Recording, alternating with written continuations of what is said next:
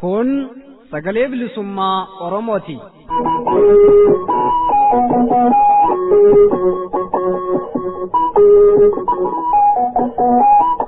Sagaleen bilisummaa Oromoo guyyoota kiibxataa, jimaataa fi sanbata ganama sa'aatii 6 hanga sa'aatii 7tti, galgala ammoo sa'aatii 6 hanga sa'aatii 6 akkasumas guyyaa roobii ganama sa'aatii 7 hanga sa'aatii 8tti, galgala ammoo sa'aatii 7 hanga sa'aatii 7 dambalii gabaabaa meetir baandii 31 41 fi 49 irratti akkasumas meetir baandii 25 kiiloo heerzii 11,810 irratti jimaataa fi dilbata galgala sa'aatii 8 hanga sa'aatii 8:00 afaan Oromootiin, roobii ammoo galgala sa'aatii 8 hanga sa'aatii 9tti afaan Oromoo fi afaan Amaaraan wal dura duubaan qophiilee dabarsuu amma jalqaba. Kun sagalee bilisummaa Oromooti.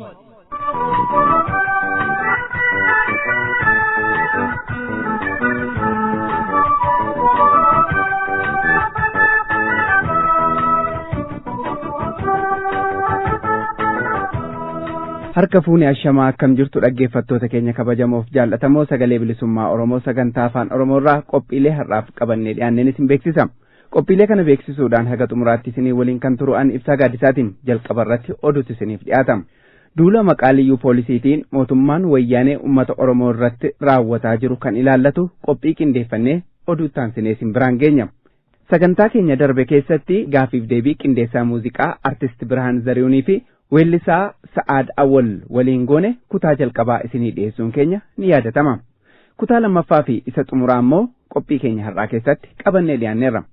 Hundumaa hanga xumura sagantaa keenyaatti nu faana bu'uudhaan akka nu hordoftan isin affeeraa, amma gara jaala oduu dubbisuuttan isin ceesisa.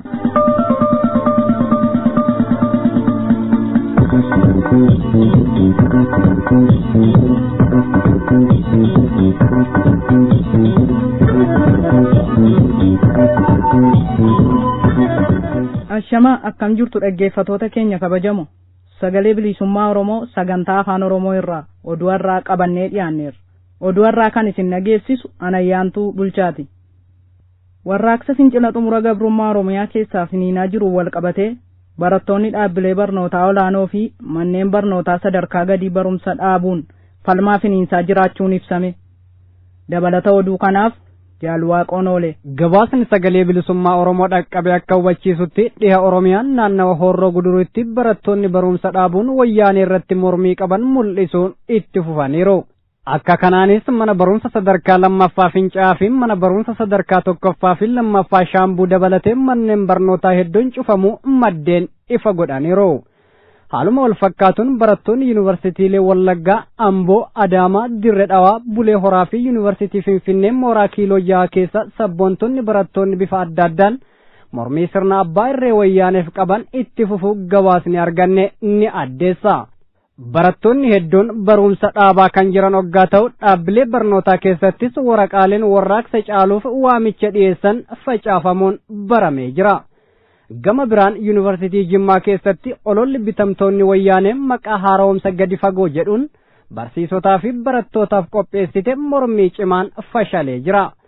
Yuunivarsiitii Asoosaatti ammoo barattoonni gaaffii mirgaa dhiyeessine deebisaa sirnaa argachuu qaba. Mirgi ummata keenya haa kabajamuu fi kan kana fakkaatan jechuun sirna wayyaanee irratti sagalee mormii dhageessisaniiru.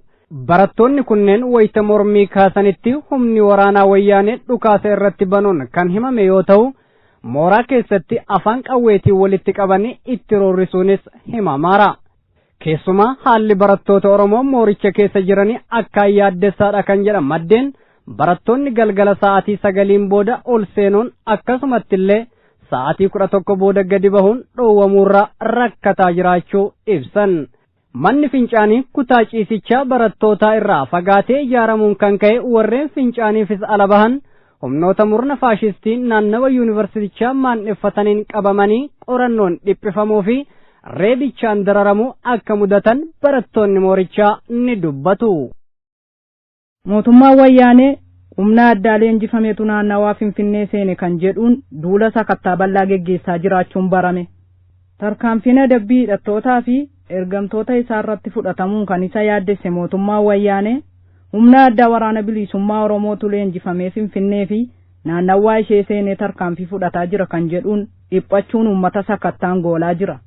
Sakattaa bifa haaraan magaalota tarkaanfileen adabbii humnoota isaa irratti fudhataman keessatti geggeeffamaa jiru kanaanis nama fuula haaraa fi kanneen mana kireeffatan irratti xiyyeeffachuun dubbee isaanii qorachuu, kanneen shakkanis qabaniituma hidhuun qorannoon dararuutti akka bobbahanitu ibsame. Tarkaanfiin ajjechaa humnoota tikaa, poolisootaa fi waraanaa akkasumas lukkeelee sirnicha irratti fudhatamu itti fufuun reeffii ergamtoota diinaatis guyyuu bakkoota adda addaatti argamuun murna TPLFitti yaaddoo guddaatti ta'eera. Mootummaan wayyaanee lukkeelee isheetiin humna Finfinnee keessa jiru kan tarkaanfii kana nurratti fudhataa jiru ji'a tokko keessatti baasuu qabdu jechuun ajaja itti laattee oliif gadi unkuraa akka jirtu maddeen sagalee bilisummaa Oromoo hubachiisaniiru. Giddugaleessa Oromiyaa godina Lixa Shaggar ona Adaawaa Baargaa Mogoritti mootummaa wayyaanee maqaa humna addaa hidhatee socho'uu dhoksitan jechuun waraana komaandii poostii bobbaasuun uummata Oromoo jiraattota naannoo hidhaa fi reebichaan iraarsaa jiraachuun maddeen qeerroo Mogor gabaasan. Onoota Adaawaa Baargaa naannawaa Mogor araddaalee darroo boombii, darroo xaaxessaa, dirree liiban jedhaman keessatti humni waraana komaandii poostii baay'inaan uummatarra qubsiifamee shororkeessaa jira. Qeerroon bilisummaa Oromoo Mogor yakka shororkeessaa waraanni komaandii poostii wayyaanee uummata Oromoo irratti raawwataa jiruuf hin jilbeenfannu daranuu qabsoo firiirra jechuun dhaamsa dabarsaniiru. Naannawaa Beenishaangul Asoosaa ona Shirqoolee keessatti waraqaan uummata warraaqsaaf kakaasu bittinneeffamuun barame. Akka odeessa argannetti Asoosaa ona Shirqoolee waraqaan mootummaa wayyaanee balaaleffatuun uummata falmaaf kakaasu kan facaafame yoo ta'u, daandileenis iddoo adda addaatti cufamuun dhaga'ameera. Waraqaan dhaadannoolee wayyaanee balaaleffatanii fi fincilaaf waamicha dhiyeessan kunis daldaltoota, hojjetoota mootummaa fi dhuunfaa akkasumas qonnaan bultoota onichaaf rabsamuun barameera. Kun kanaan odoo jiru mootummaan wayyaanee haleellaa yeroo dhiyoo waraanni sochii bilisummaa ummatoota Beenishaangul irratti geggeessaa jiruun kasaaraa isa mudate haguuguuf ololli karaa miidiyaa isaa oofaa jiru dhara ta'uu dura ta'an dhaabbatichaa ibsaniiru. Dura ta'an sochii bilisummaa ummatoota Beenishaangul obbo Abdullahaab Mahadii Isaa dhimmicha irratti yaada laataniin sirni wayyaanee waraana odoo hidha laga Abbayyaa haleeluuf deemanii kaan ajjeesee garii booji'ee jechuun ololli oofaa jiru dhara ta'uu ibsan. Akeekni ololichaas warraaqsa uummataa itti jabaataa jiruun kufaatii siyaasaa isa mudatee fi muddama keessa seenee jiru haleellaa humnoota isaa irratti raawwatameen miidhaa irra ga'e haguuguuf akka ta'e himan. Egaan dhaggeeffattoota keenya oduun isaa kanaaf qabnu kanumaan goolabamee jira.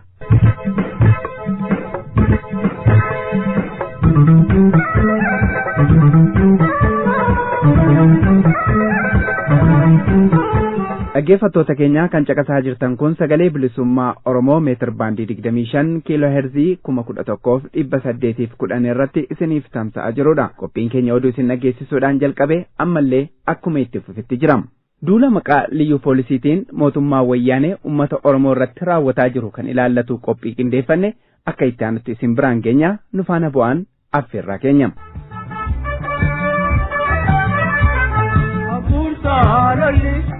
Abursa loli, abursi loli, loli enna jedhegete. Abursa loli, abursi loli, loli ero jedhegete.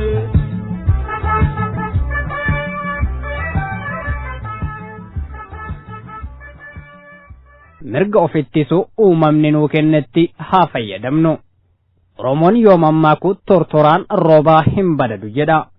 Wayyaaneen akkuma mammaaksa kana dhiiga ilmaan sabootaatiin keessumaa dhiiga ilmaan Oromoo dhangalaasaa turtee fi jirtuun tortorsee jirti. Harki ishii xuraa'eera. Bakka deemtetti halkanii guyyaa dhiigni ilmaan Oromoo waggoota 25 darbaniif dhangalaasaa turte faana deemee itti iyyaa jira. Dhugaan lallabee dhiphisaa jira. Wayyaaneen dhiiga faana deemee itti iyyaa jiru kana karaa sirrii fi sirna qabuun deebii kennuurraa akkuma mammaaksa Oromoo isa tortoraan roobaa hin badadu jedhu san silaa takkaan xuraa'ee jettee ittuu dhiigaa dibachaa jirti. Sababa malee Oromoo Oromummaa isaa qofaan yakkitee hidhaa dararaa fi ajjeesaa jirti. Wayyaaneen waggoottan 25 darbaniif hidhaa dararaa fi ajjeechaa qofa ummata Oromoo irratti raawwachaa hin turre. Akka ummanni Oromoo hiyyummaa bara baraa jalatti kufee hafuuf waan dandeeche hunda raawwachaa turte, raawwachaas jirti. Oromoo irratti shira diinagdee, barumsaa, saamicha qabeenyaa, qe'ee fi biyya abbaa isaa irraa buqqisuu raawwatteerti, raawwachaas jirti. Ummanni Oromoo osoo ummata qabeenya uumamaa isa gahee irraa hafu qabu, imaammata wayyaaneen ta'e jettee isa miidhuuf irratti diriirsiteen waggoota 25 darbaniif hiyyummaa jabaaf saaxilameera. Wayyaaneen OPDO waliin ta'uun warshaalee yookaan kaampaaniiwwan muka ciranii daldalan bosona naannoo Oromiyaa hedduu keessa dhaabuun bosona Oromoo mancaasaa turteerti, mancaasaas jirti. Bosonni Baalee, Harannaan, Iluu Abbaaboor, Yaayyuu, lixa Oromiyaa onoota hedduu keessatti akkasuma bosonni Jimmaa ciramaa turee fi jiru kanaaf ragaa guddaadha.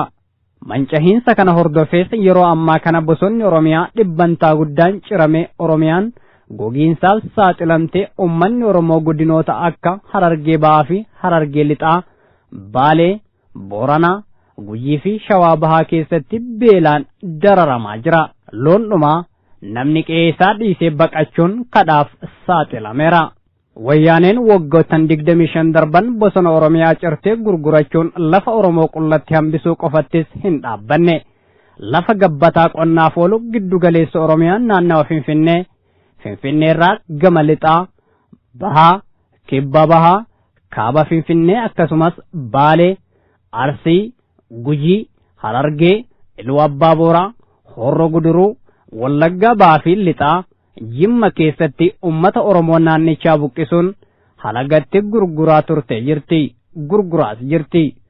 Lafti albuudota adda addaa, midhaan nyaataa baay'inaan oomishu, lafti bunaa, lafti qonnaa shonkoraa oolaa jiru, hektaara miliyoonaan laakkamu yeroo ammaa kana harka qondaalota wayyaanee fi waayiloota isaanii jira.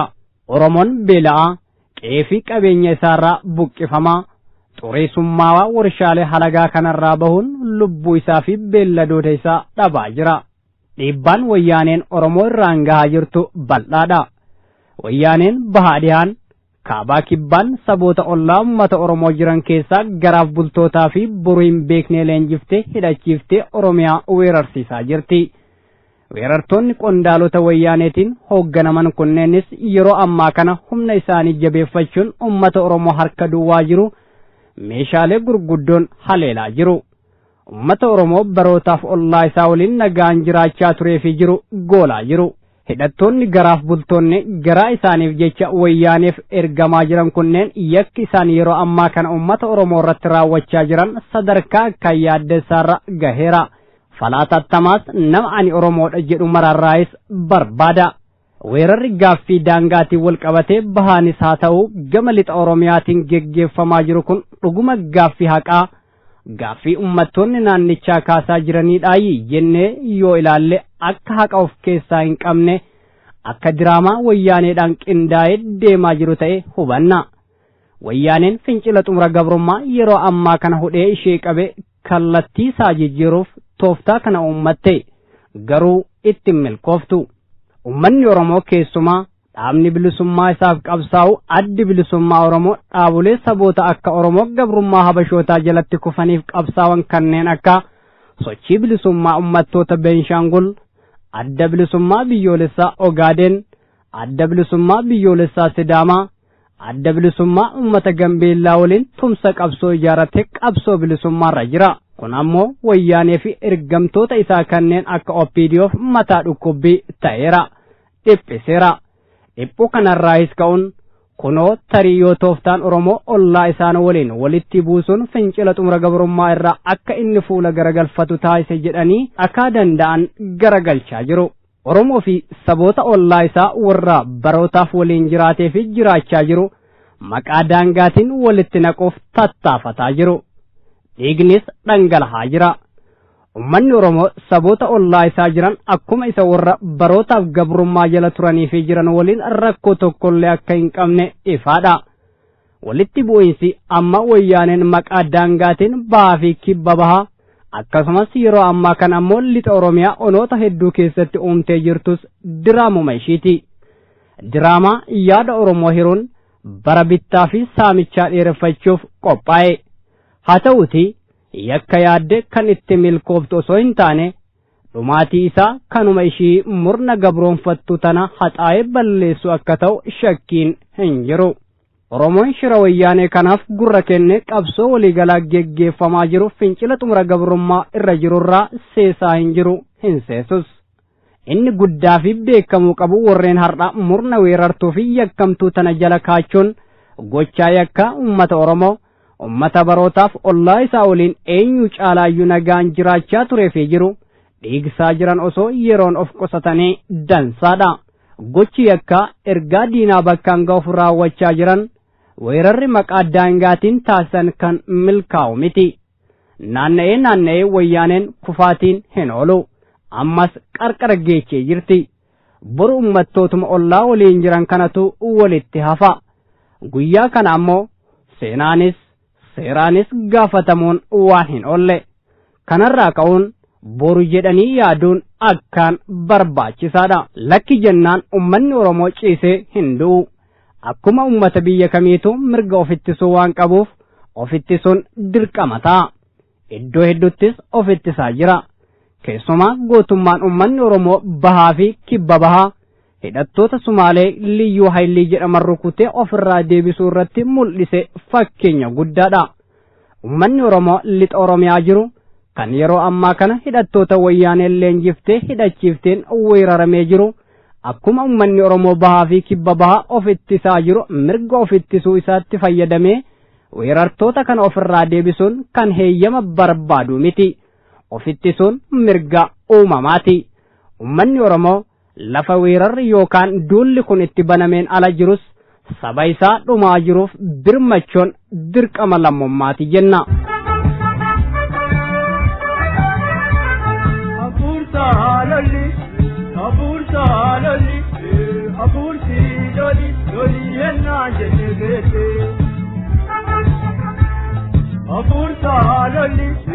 Haburta loli, haburti loli yero jenebete.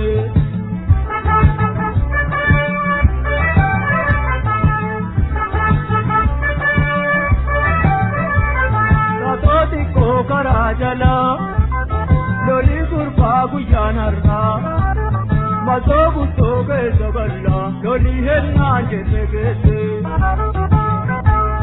Haburta loli, haburti loli henna jenebete.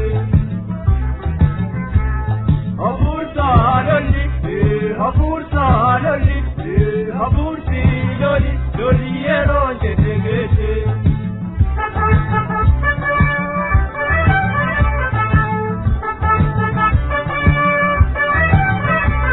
Jabitan namu kadalka, bertintan lana marga, ubirra darbina laga, loli henna jenegete.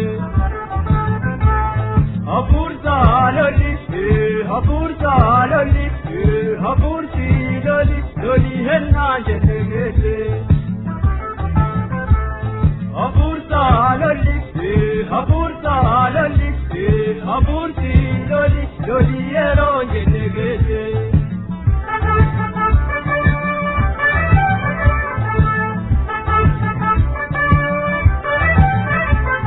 Diniti nare kakuti, jogote dinta karsate, gobron patto hunde jekse, loli henna jenegete. Haburta loli, haburti loli henna jenegete. Haburta loli, haburti loli yero jenegete.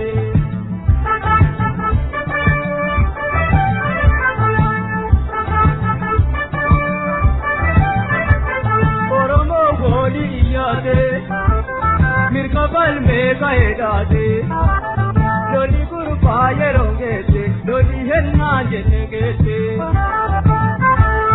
apurta loli apurta loli apurti loli loli henna jenegete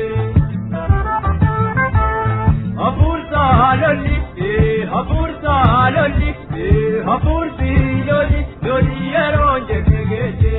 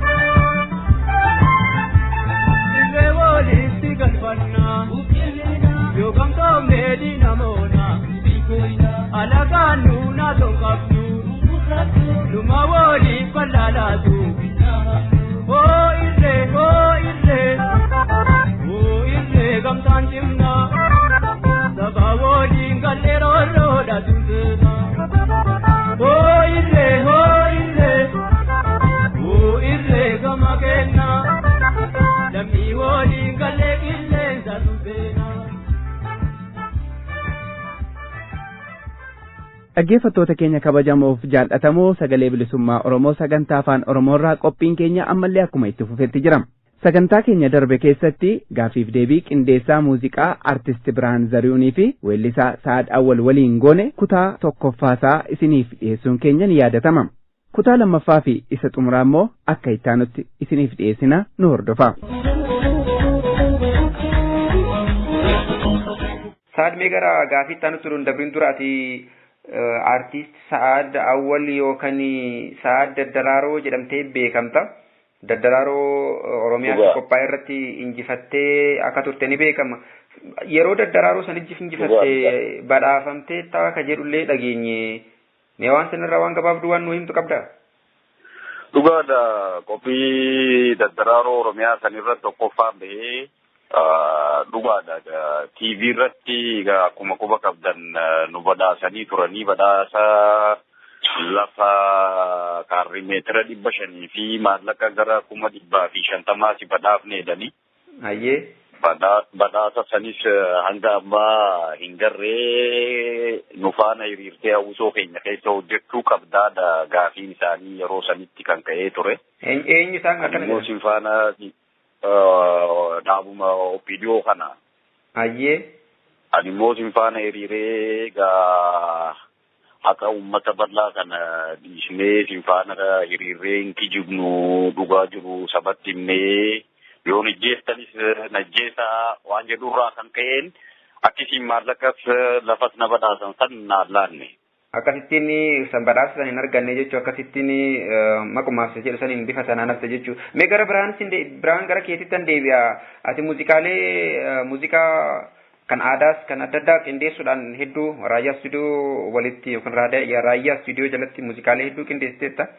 Mees walleelee warraaqsaati qindeessite keessaa garii na yaadachiisuu dandeessaa yookaan na tuquu dandeessaa? Eeyyee wallee hedduu jira isaan keessaa hanga ta'e muraasa seema. Kan Kadir Martuu gabrummaa dinnee kan jedhu hirphaa ka gaanfure kai maateessaa kan jedhu kan Sa'ad Awwal Woboko kan jedhu kan Tafarii Mokonnin Siidumee Wayyaanii kan jedhu baay'ee wallee hedduudha amma yaadadhee tokko takkaan sitti himuuf natti ulfaata. baay'ee wallee hedduu jechuudha. Ayyee meeqa dura hireensi fi ilaadha walleelee amma qindeessite kanneen keessaa ka sa'aat dhiisiti sa'aariifan dhiisa kanneen biroo keessaa mee sirba tokko ofumaa kan keeti filadhuuti dhaggeeffattoota keenya gurra buusna. Ayyee wallee naaf heeruu barbaadu wallee Kadir Martuudha kan Kadir Martuu naaf heeruu barbaada yaa rabbi guddaa kan jedhu wallee Kadir Martuu. Mee xiqqoo sagaleen irraa nuti qigaatillee wallisu sagaleen illee wallistu akka yeedala isaa yookaan wannoosaa irraa dhaggeeffattoonni yaadataniif. Gabrummaa diinee du'aa filanne kaniif fincillee falmata kaane kan jedhu jechuudha. Galatoon fayyaa ta'e artist Birhaanuu galateeffanna gara sa'aaditti deebi'a. Sa'aad mee walleelee ati walliste keessaa keessumaa walleelee warraaqsaa keessaa tokko sagaleedhaan dhaggeeffattoota keenya dhageessuu dandeessaa? Okay, rakkoon qabu.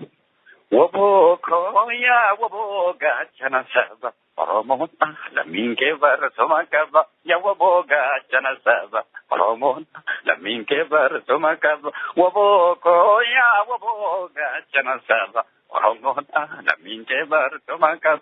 Yaa waboo gaachana saba borannis hojiinis baratuma qaba. Kana fakkaata. Fayyaa ta'e galatoomii walleelee kanneen isinii kennuudhaaf yeedaloo isinii qopheessuu haa ta'u isinii kennuudhaan namni isin gargaaru addatti namni isin gargaaru jira namni isin duuba jiru. Lakki hanga ammaallee hin jiru ofumaatiniin walaloos yeedaloos ofumaatiniin qopheeffadha. Biraan zarihuun immoo akkuma beekamu ogummaan isaa qindeessaa muuziqaati. Dalooroo sisirreessuu fa'aa isattuu na faana jira. Inooga harallee walumaan biyyarraa godaanne. Ammallee ittuma fuufna haalli mijataan yoo jiraate ittuma fuufnaa. Uummanni keenya rakkoo diinaan irra gahu kana cunqursaa irra gahu keessattuu yeroo as dhiyoo kana keessa yeroo erga fincilli xumura gabrummaa warraaqsi bal'aan sun dhoohee as addatti ammoo erga gartee mootummaan wayyaanee labsii yeroo atattamaa jedhee baasee as uummata keenya maaltu irra gahaa jira rakkoo akkamii faatu irraan geessifamaa jira qabatamaatti. Okay, ummati amma yeroodhaaf agaaziin tokko nama tokkorra bitameera amma yeroo kanatti Oromiyaa keessatti. Qeerroonis deemsa kana dura qabu jijjiireera amma sodaadhaaf yookiin immoo ummata gabroomeetiin kan callise. Isaanilleen akka isaan callisiisuu hin dandeenye beekaniiru. Dararaminis guddaan irra ga'uu jira. Mana guuranii fa'aa hidhaa guuruu jiranii galgalaa'ee dachootti bari'uu hiroota meeqa ofirraa dhabneerra gara fidanii deemanis hin garru hin beeknu. Wanta akkanaa keessa jiran qeerroon. Atoo maal jetta artist Birhaan? Yeroo ammaatti rakkoo guddaa keessa jira uummanni keenya erga sani asitti erga command post kana asirtudha. Manallee qabanii doorsisuu nama baay'ee nama lakkoofsa kumaatamaan lakkaa'amutu mana hidhaatti dararamaa jira. Sanarra kan darbe lama sadii taatee karaarra dhaabattee illee waliin haasofteen mari'achuu hin dandeessu. Seera hedduutu ba'ee jira. Halkan yoo deemte karaarraa qabanii siiduu jira. Waan hedduu dararamaa jechuudha uummanni keenya. Amma wanta uummanni keenya keessa jiru yoo sitime isaan akkana godhaniif sodaan qabu uummanni waan sidibu. Uummanni baay'ee hamlee qaba ammallee hedduu tokko si gammachiisa wanti uummanni irra jiru. Roorroo fi gabrummaa hin bullu hedheera uummatii tokkummaadhaan tokko ta'ee cimee tokkummaa isaa jabeessee dhaaba isaa jala hiriiraa jira. Rabbiin gaa tokkummaa isaanii cimsuu gara ifa bilisummaatti isaan baasu jenna.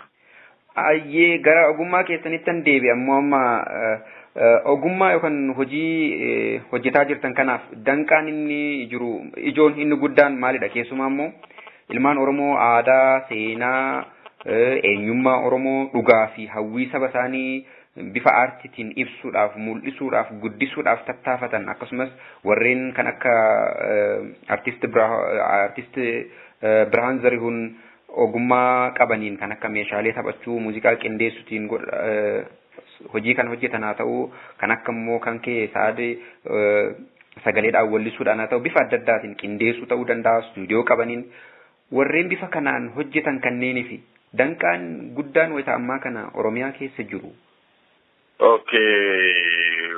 Amma karaa kanaan ilaalchi mootummaa wayyaanee qabu ijoollee keessaatu qabsoo ummata saba bal'aa kana finiinsaa ture. Tokkoffaa diinnisaa artistoota Oromooti. Xiyyeeffatee ammallee kan hojjechaa jiru artistoota Oromoo bifa kamiin qabadhaadha. Kaan isa amma warri achitti hafan wallistoonni keenya dhugaa jiru irra jiran ni beekna. Manaa gadi bahuun hin jiru, nama makamuun hin jiru. Dararamaa jira waan meeqa irra jiran. Birhaan waan itti dabaltu qabdaa? Dhuguma kanumadha. Artistoonni keenya haalli isaan keessa jiran illee baay'ee rakkisaadha. Haalli isaan ittiin hojjetanii uummata biraan ga'an kunillee humna qabaataniif miti. Sana gochuuf illee humna hin qaban artistoonni keenya. Yeroo ammaatti immoo manaa hin ba'anii dhokotanii jiraatu. Bakka jiraatanitti illee waa takka of harkaa hin qabanii.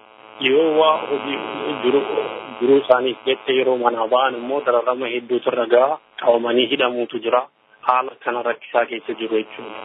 Maaliif haaluma qabxii kana kanan isin gaafataa jiruu fi artistoonni hedduun danqaadhuma akkasii keessatti kan mallaqa hin qabne kan jireenya ofiitu jireenya bu'uuraatu gaggeeffachuu hin dandeenye kun ofii wal gargaaranii wayita qeerroo sochii qeerroo kana jajjabeessuudhaaf qeerroo faarsan qeerroo dhaadheessan qeerroo jajjabeessan akkasuma gooticha waraana bilisummaa Oromoo faarsan leellisan jabeessan wareegama hedduudhaaf of kennanii yookaan immoo rakkoo isaan irra ga'uuf of kennaniiti ka waan kana godhanii ofumaa isaaniitti wal gargaaruu faa waan akkasii faatu jira faadha isa qabxiilee kan akkana kanarratti akka waan ibsitan jedhee tananii.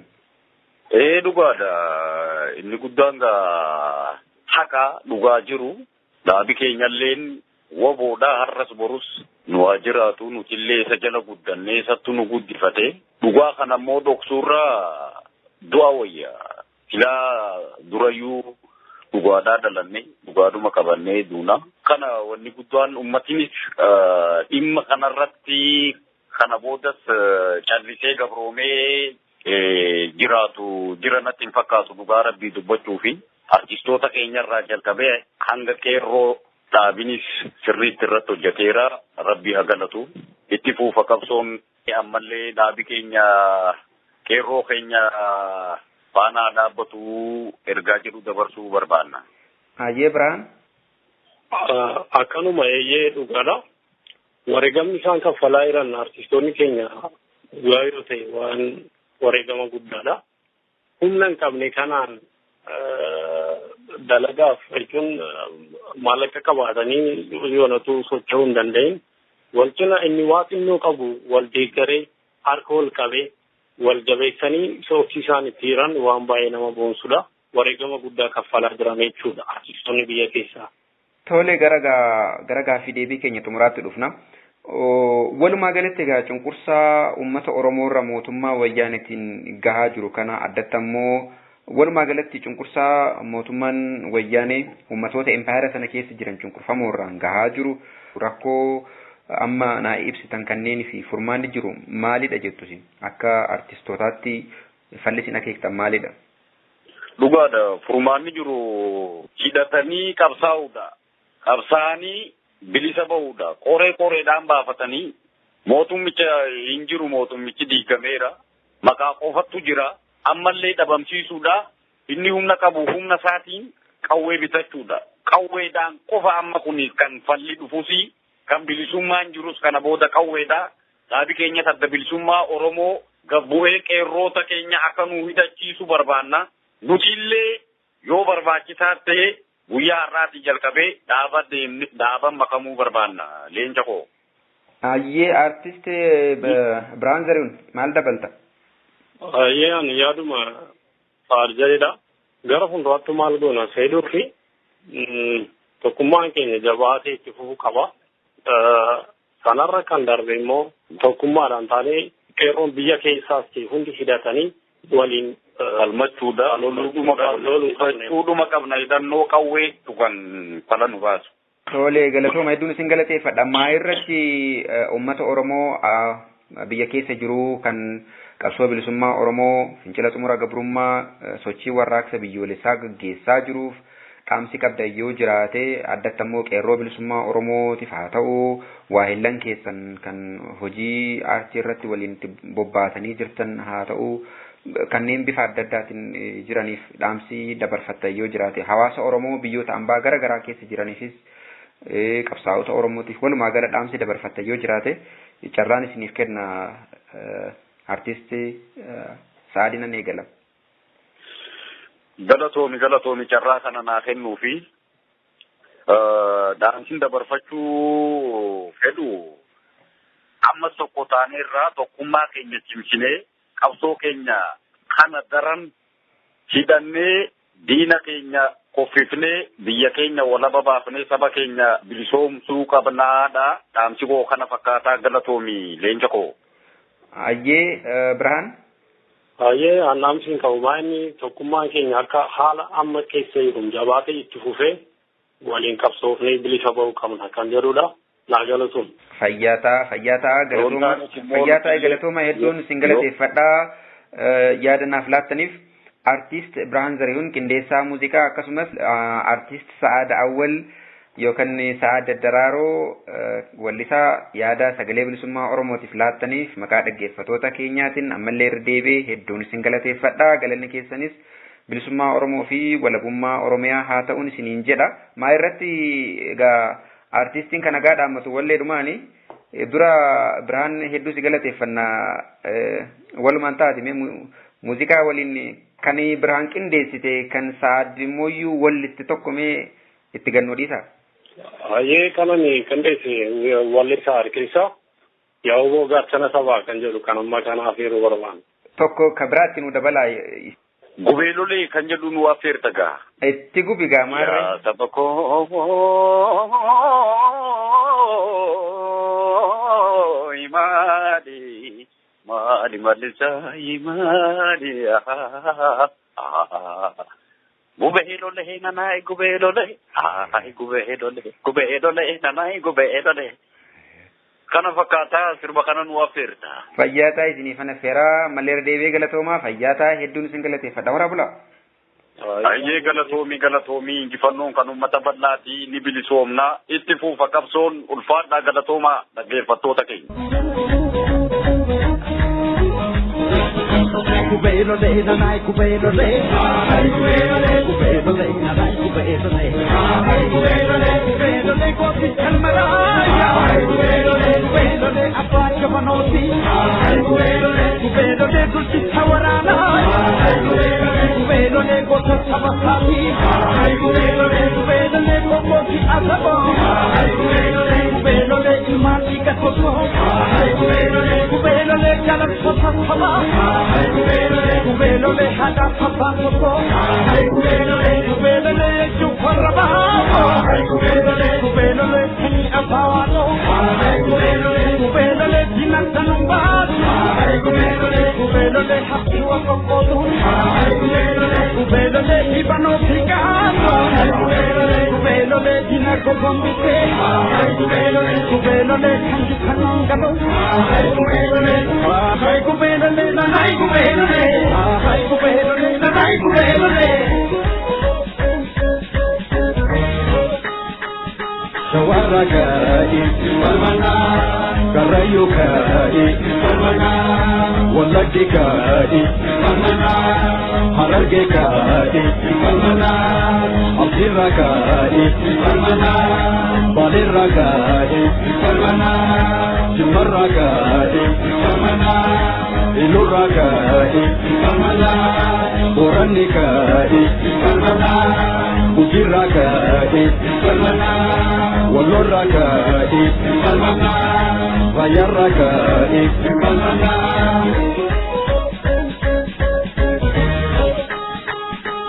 Bashira mate apna mein daram tera niyadata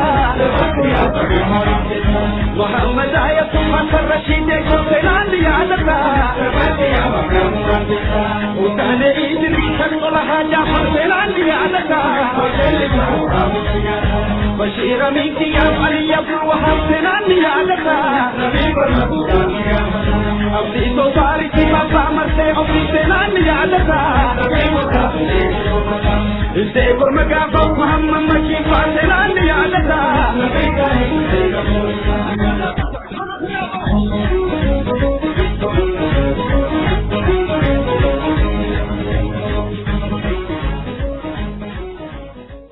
Egaan dhaggeeffattoota keenya kabajamoof jaallatamoo sagalee bilisummaa Oromoo sagantaa afaan Oromoorraa qophiin har'aaf qabannee dhiyaannee kanumaan xumuramee jira.